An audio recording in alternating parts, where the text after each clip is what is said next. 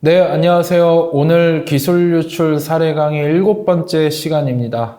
오늘은 백라이트 유닛 유출 사건에 대해서 설명드리겠습니다. 이 사건은 1심이 있었고 항소심까지 진행되었던 사건입니다. 우선 제 소개를 간단하게 드리면 저는 산업기술 유출 영업비밀 침해 전문 변호사고 또 형사 전문 변호사이기도 합니다.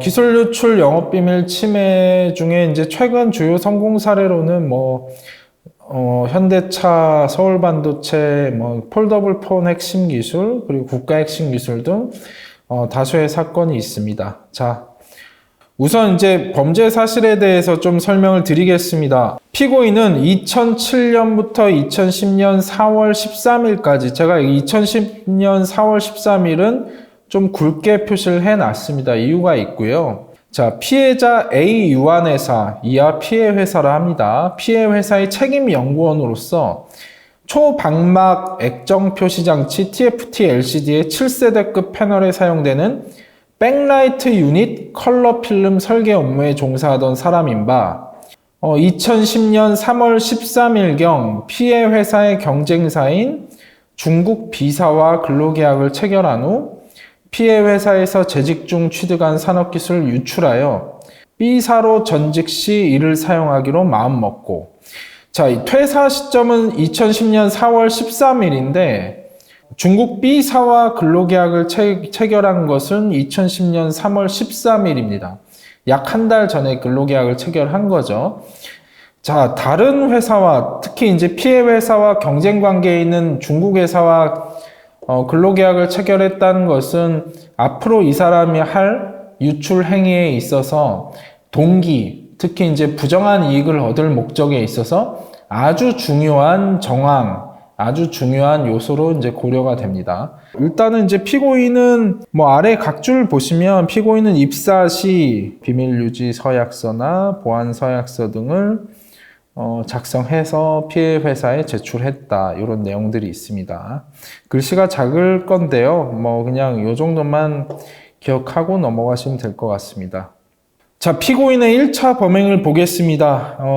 피고인이 퇴사한 시점은 2010년 4월 13일이라고 제가 말씀드렸습니다.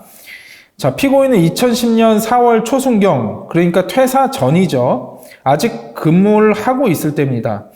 피해 회사의 중앙연구소에서 피해 회사의 산업기술을 유출하여서는 아니 될 업무상의 임무에 위배하여 피해 회사의 기술 자료로서 산자부 장관이 첨단 기술로 고시한, 산업자원부 장관이 첨단 기술로 고시했다는 것은 결국 산업발전법 제5조에 따라 산업기술에 해당한다는 것입니다. 즉, 이 첨단 기술에 해당이 되면 산업기술 유출에 해당하는 것입니다. 첨단 기술로 고시한 백라이트 유닛 6종류를 자신의 가방에 넣어 가지고 나와 이 백라이트 유닛의 시장 교환 가격 상당의 재산상의 이익을 취득하고 동액 상당의 손해를 피해 회사에 가하였다. 그리고 동시에 피해 회사의 산업 기술을 부정한 방법으로 유출했다. 이게 1차 범행입니다. 2차 범행 보시죠. 2차 범행도 역시 2010년 4월 초순경, 요번에는 백라이트 유닛의 부품인 프리즘의 형상에 대한 내용, 내부 기술 자료, 경쟁사 동향, 연구 검토 자료, 평가 결과, 실험 계획 및 실험 결과 등이 기재되어 있는 업무 수첩을 자신의 가방에 넣고 나와 역시 업무상 배임을 하고 이제 피해 회사의 산업 기술을 부정한 방법으로 유출했다는 겁니다.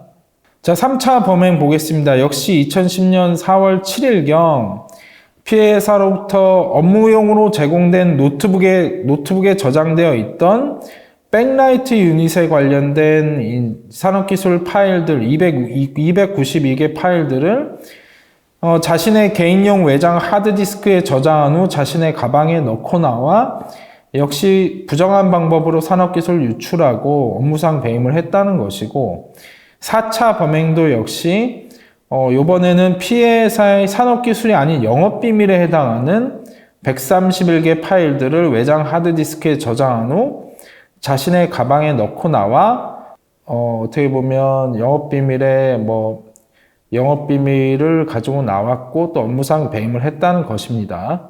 자, 이 사건의 문제입니다. 이 사건에 적용되는 구 첨단 기술 및 제품의 범위 고시 별표에는 뭐라고 돼 있냐? 여기 보면 뭐 평판 디스플레이 부품 장비, 모듈, 뭐 LCD, PDP 이런 것들이 있고, 모듈 부품 소재의 하나로서 백라이트라고만 되어 있습니다. 이 백라이트라고만 되어 있고 백라이트 기술이라고 안 되어 있습니다. 즉 백라이트는 첨단 기술이 아니라 첨단 제품의 하나로 규정되어 있었습니다. 자, 이게 과거에는 이게 지금 이렇게 첨단 제품으로 대부분 규정되어 있었고 첨단 기술로 규정된 게 거의 없었습니다. 이게 지금 한 15년 전 고시인데 최근의 고시는 전혀 다르게 대부분이 첨단 기술로 규정이 되어 있고 첨단 제품으로 규정된 거는 사실 소수에 불과합니다. 자, 위 판결은 타당한가? 결국은 이게 지금 첨단 기술이어야 되는데 첨단 기술이어야지 산업발전법 제5조에 따른 이 첨단 기술이 되면 산업기술이 되는 것인데 여기 관련 고시에는 첨단 기술이 아니라 첨단 제품의 하나로 규정되어 있었다면 이것은 사실 산업기술이 아닙니다. 제품 중에 하나에 불과하기 때문이죠.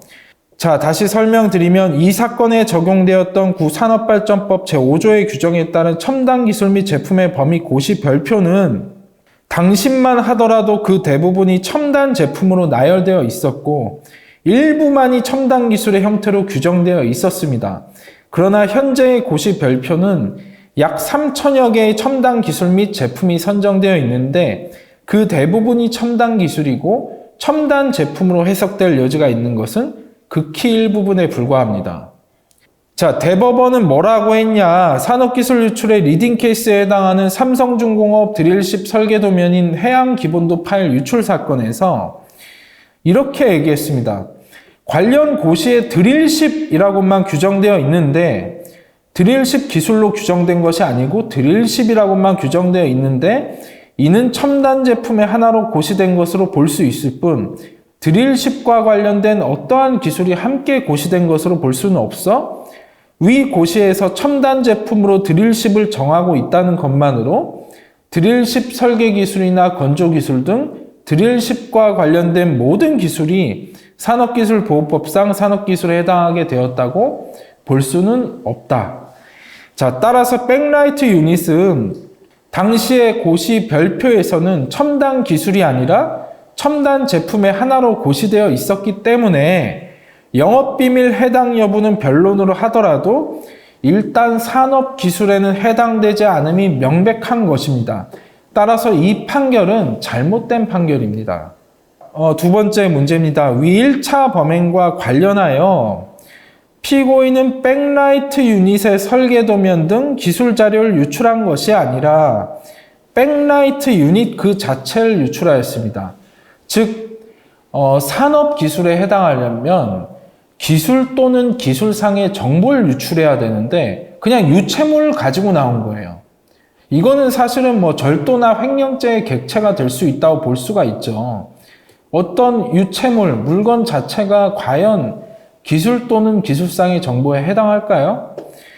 즉, 어떠한 기술 자료나 정보가 아닌 유체물을 유출한 것인데 위 유체물 그 자체를 산업기술로 과연 인정할 수 있는가입니다. 자, 다시 한번 설명해 드릴게요. 산업기술에 해당하려면 기술 또는 기술상의 정보여야 합니다. 또 영업비밀에 해당하려면 기술상 또는 경영상의 정보여야 됩니다. 즉, 영업비밀이 되려면 기술상의 정보 또는 경영상의 정보여야 되는데 유체물이 이거는 이제 산업기술 사건이니까 그러면 유체물이 과연 기술 또는 기술상의 정보로 볼 수 있는지 문제가 되는 것입니다. 자, 이 사건 이외에 지금 뭐 유체물을 뭐 기술 유출했다고 뭐 다룬 판례는 아직은 없습니다. 이 사건은 사실 잘못된 판결이라고 제가 말씀드렸고, 자, 산업기술 유출 사건에서 이를 직접적으로 다룬 판례는 찾아지지 않으나 영업비밀 누설 사건에서 이를 다룬 판례가 있어 소개해 볼까 합니다. 야간 투시경의 설계 도면 및 작업 표준선만 누설된 것이 아니라 야간 투시경 완제품이나 부품도 누설된 사안에서 역시 변호인은 완제품이나 부품은 유체물이므로 부정경쟁방지법상 영업비밀에 해당하지 않는다고 주장하였는데 이 사건에서 항소심은 뭐라고 얘기했냐. 이러한 야간 투시경 완제품 및 부품도 영업비밀이 맞다라고 판단을 했습니다. 즉 유체물의 경우에도 이를 통하여 영업비밀 자신의 것으로 만들어 사용할 수 있는 상태가 되는 경우에는 그 취득이 영업비밀의 취득이 될 수 있는 것이므로 유체물이라고 하여 영업비밀에 해당될 수 없다는 취지의 위 주장은 이유 없다라고 이제 판시한 것입니다. 자, 이 사건, 야간 투시경의 사건의 상고심 또한 동일하게 이러한 야간 투시경의 설계도면 작업 표준서뿐만 아니라 그 완제품과 부품의 점유율을 취득함으로써 영업비밀인 이 사건 야간 투시경에 관한 기술 정보를 어쨌든 얻게 되었다. 그래서 영업비밀이 맞다라고 이제 판시를 한 것입니다.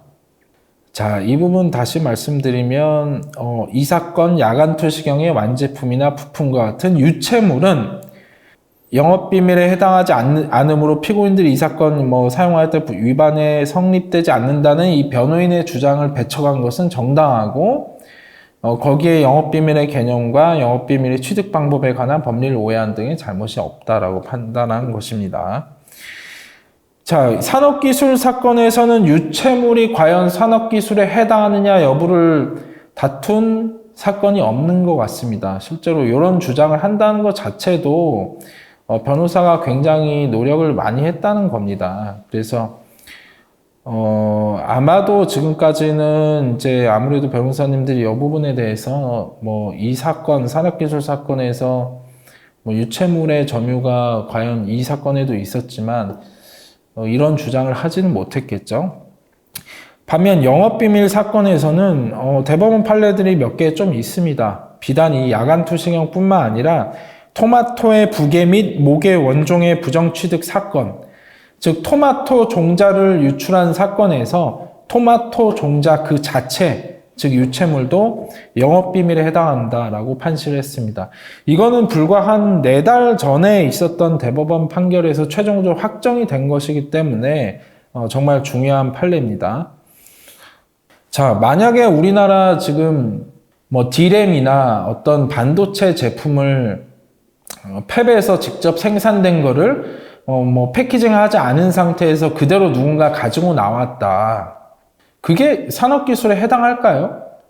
아니면 D램의 설계, 공정, 소자 기술 이런 건 국가 핵심 기술로 규정되어 있고 마찬가지로 그걸 산업기술로 볼 수 있다면 그 D램 만들어진 제조가 끝난 패키징 전에 어떤 D램 어떤 걸 가지고 와서 누군가 그걸 예를 들어 경쟁회사나 후발주자가 그걸 가지고 가서 현미경으로 뚫어져라 본다 한들 거기에 어떤 산업기술이 있다고 과연 볼 수 있을까요?